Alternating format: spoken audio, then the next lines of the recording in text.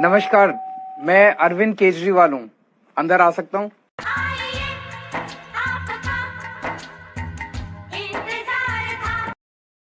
आइए देखते हैं, बैठचंद मजा आएगा। ये जो दिल्ली की आपने बात कही, उसमें उन्होंने कहा कि दिल्ली में जो बम धमाके होते थे, लोग मारे जाते थे, देश के जवानों ने सतर्कता दिखाई, पर उन्होंने ये भी कहा कि जब पर दिल्ली पुलिस ने हमला किया गुनहगारों पर, तो आपने उस पर सवाल उठा दिए। बाटला हाउस का उन्होंने जिक्र किया कि उन्होंने कहा कि ये फर्जी एनकाउंटर कहा उस बाटला हाउस। मैंने तो नहीं कहा, मतलब मुझे नहीं पता, मैंने प्रधानमंत्री जी का भाषण नहीं सुना, लेकिन अगर उन्होंने ऐसा कहा तो गलत कहा, झूठ कहा। आपने नहीं सवाल उठाया? हमने कभी सवाल नहीं उठाए।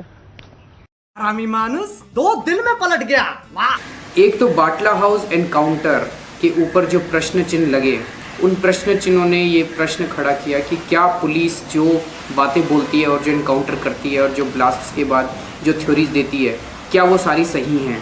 और वो सही नहीं है, क्योंकि इन पे कई सारे प्रश्न चिन्ह लगे। और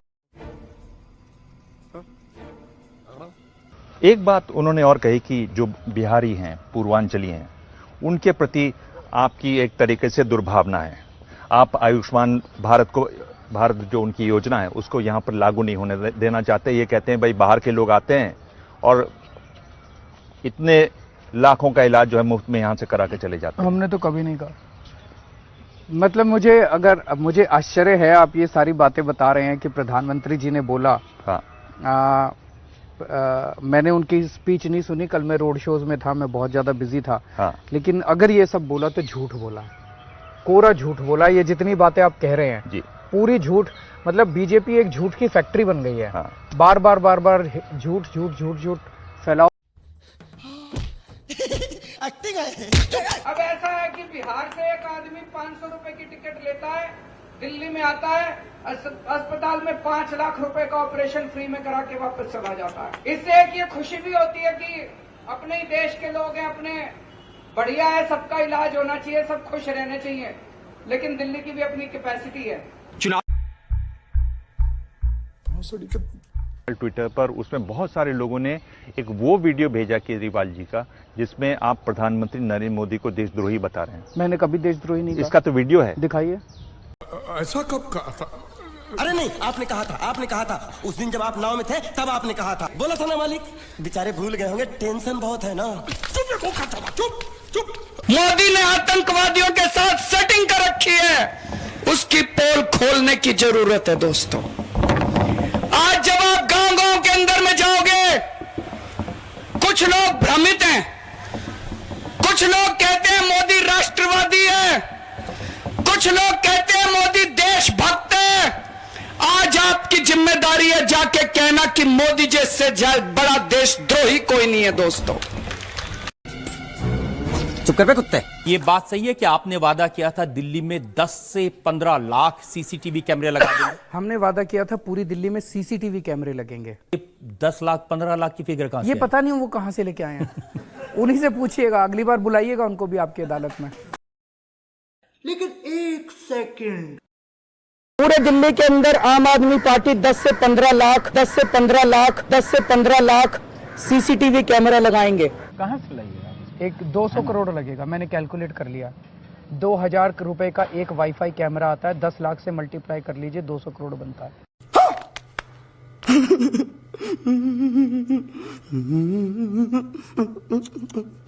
सुप्रीम कोर्ट के आदेश के बाद अयोध्या के अंदर अब एक भव्य मंदिर तो बनने जा रहा है। मैं दिल्ली के लोगों को, दिल्ली के हमारे सारे बुजुर्गों को कहना चाहता हूं कि एक बारी मंदिर बन जाए, आप सबको अयोध्या के फ्री में दर्शन करते हैं। Wait a minute. Who are you? जब बाबरी मस्जिद का ध्वंस हुआ तो मैंने नानी से पूछा, नानी अब तो आप बड़े खुश हो गए, अब तो आपके भगवान राम का मंदिर बनेगा। कहती है ना बेटा, मेरा राम किसी की मस्जिद तोड़ के ऐसे मंदिर में नहीं बस सकता। एकदम इन्होंने वक्त बदल दिया, जज्बात बदल दिए, जिंदगी बदल दी। सोच रहा था कि अगर Jawaharlal Nehru ji steel authority of India की जगह मंदिर बना देते तो क्या इस देश का विकास हो सकता था? ओ भाई, मारो मुझे, मारो मुझे, मारो नहीं, ये मजाक हो रहा है। एक सेकंड यार, मुझे तो इनवाइट नहीं किया गया अभी तक। किया जाएगा तो आप जाएंगे। नहीं, जब भगवान राम का मंदिर है, भगवान राम पे सबकी श्रद्धा है, झूठ बोल रहा है। तो भगवान राम का आशीर्वाद चाहिए। आने को चने नहीं, पिछवाड़ा मांगे जायफल, तनख्वाह 550, कंधे पे टांगे राइफल। नमस्कार, मैं अरविंद केजरीवाल हूँ, अंदर आ सकता हूँ? संडे को मस्त ना दो। Never fight elections in my life and I don't want to hold any post in my life. चल झूठा। केजरीवाल, ईश्वर की शपथ लेता हूँ, ईश्वर की शपथ लेता हूँ, हरामी मानुस 2 दिन में पलट गया।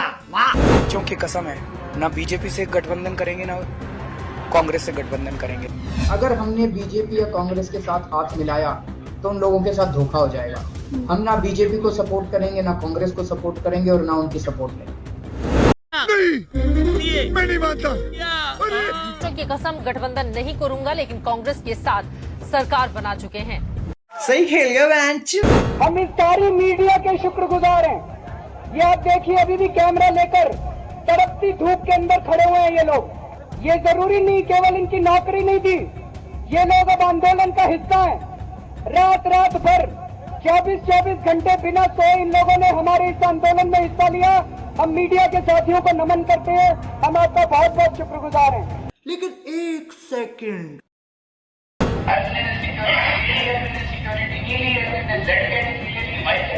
तो सर पूरा लिखा हुआ है, ये बहुत बड़ी कॉन्स्पिरेसी है, it is a huge political conspiracy.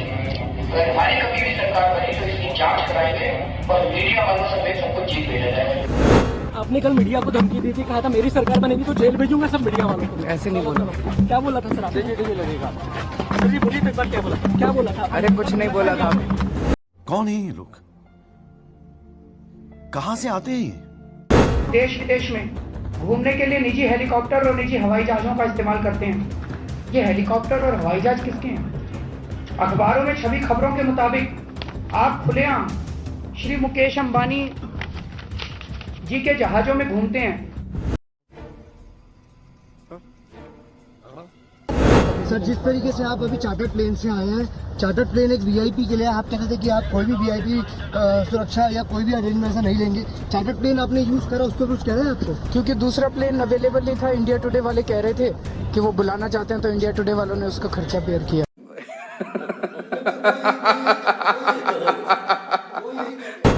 नेता जीत के आएंगे, जो लोग जीत के आएंगे वो बड़े बंगले नहीं लेंगे।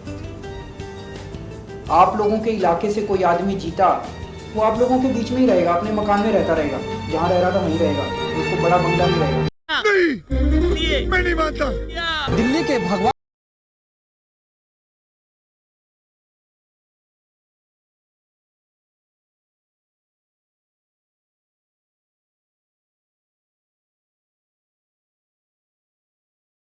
आ गया ना, जात पे आ गया ना।